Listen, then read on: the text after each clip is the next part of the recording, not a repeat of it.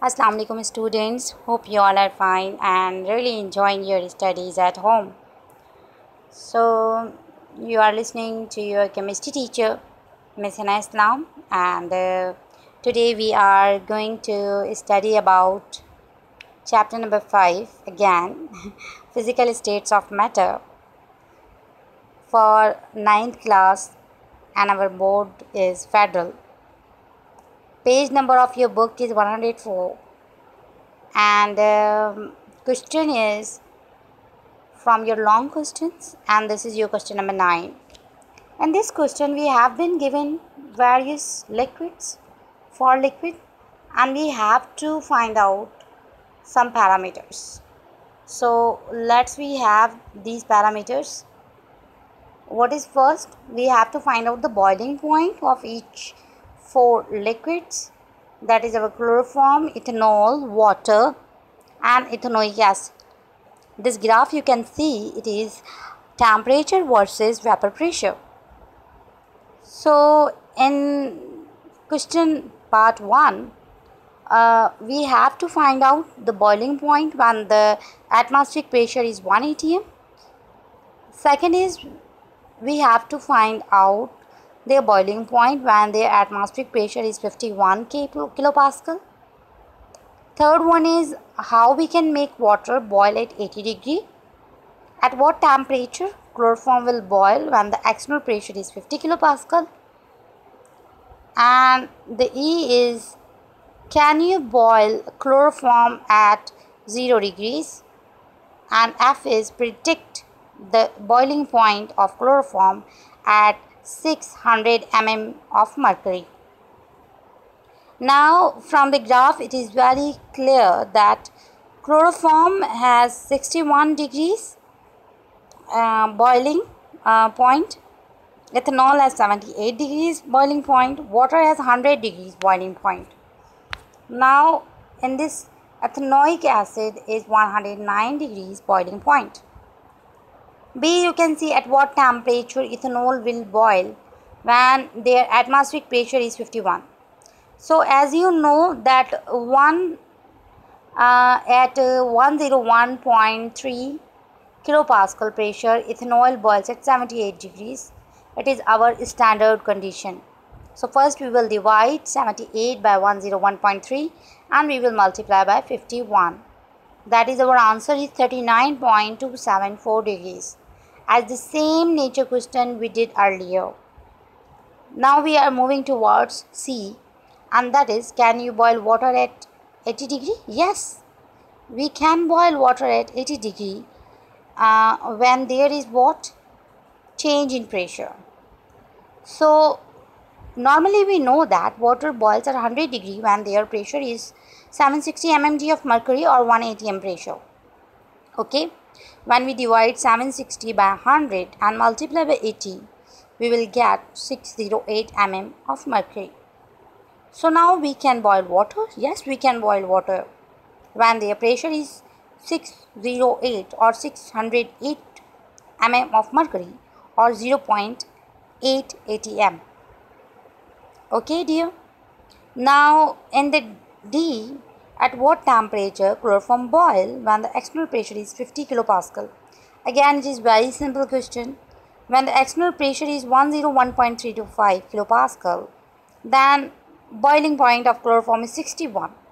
So again we will divide 61 by 101.325 and multiply by 50. We will get what? 30.11 degrees. So chloroform boils at 30.11 degrees when the external pressure is 50 kilopascal. Now E question, can you boil chloroform at 0 degree? Yes, we can. We can change the temperature. When temperature is degrees, we change in Kelvin scale. How we can convert the degrees temperature into Kelvin scale? Just by adding 273 in the actual value. So chloroform normally boils at 61 degrees. So we will add 273 into 61. We will get what? 334 Kelvin, and 0 degrees is equal to 273 Kelvin. Dear students, Must note here 0 degree is equal to 273 Kelvin. That is our standard condition. Okay, at 334 the temperature pressure on chloroform is 101.3 kilopascal. Okay, at 1 Kelvin temperature pressure is 101.33 will be divided by 334 and we will multiply it with 273 Kelvin. We will get what? 82.82 kilopascal. When the pressure is reduced to 82.82 kilopascal, chloroform boils at 273 Kelvin or 0 degrees. Note it. It can be given to you in your small MCQs, short questions and long questions. Okay, it is a calculated value that whenever there is a reduction in pressure up to 82.82 kilopascal, chloroform start boiling at 273 Kelvin or 0 degrees. Now we are moving towards question number 8, and that is our F. Predict the boiling point of chloroform at 600 mm of mercury. What we have to do in this question? We have to predict the boiling point. किसका बताना है बेटा? Chloroform का. कब बताना है? जब ATM या mmg of mercury कितना है? 600. So we know that 1 ATM is equal to 760 mm of mercury and 101.325 kilopascal. When 760 mm of mercury pressure, then boiling point of chloroform is 61 degrees. It is also our standard condition. And same we will divide what? 61 by 760 mm of mercury and we will get what? A value which will be multiplied by 600 and we will get 48.16 degrees. Therefore, boiling point of chloroform is 48.1 degrees at 600 mm of mercury. So, again we are moving towards question number 10. It is very important and very short question, and it is a theoretical question. There is no calculation in this question. So why does evaporation lowers the temperature of a liquid? You know very well evaporation is the cooling process, because whenever the surface molecules escape into the atmosphere, they get the average kinetic energy of the lower molecules.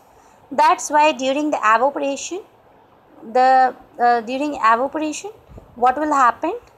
The lower molecules have less kinetic energy than the surface molecules.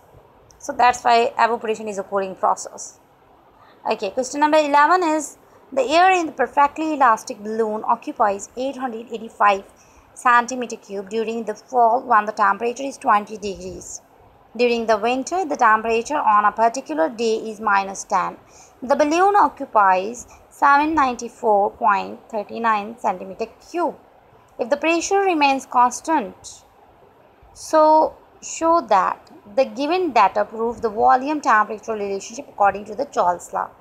So what is the Charles law? It's very important. We have to first memorize. We should know about what actually the Charles law is. The Charles law is the ratio of the volume to the absolute temperature for any set of condition. It means when we increase the temperature, the volume will also increase. There is a direct relationship in Charles law. Convert the degrees temperature into Kelvin by adding 273 degrees. Again, how we convert the degrees into Kelvin? By adding it to 273 value. Find V by T ratio for each set of condition. Now first is temperature. In the first condition 20, volume is 885 and temperature is 293. We will find the ratio, that is V divided by T, and we will get 3.0204. It is our first calculation.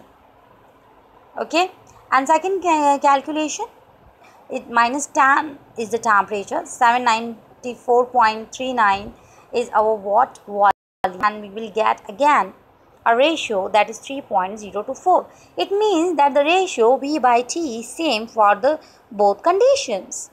So it means that here Charles' law is proved.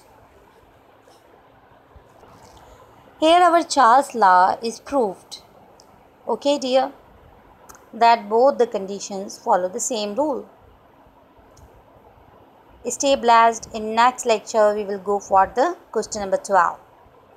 Take care. Fi amanullah. Allah Hafiz.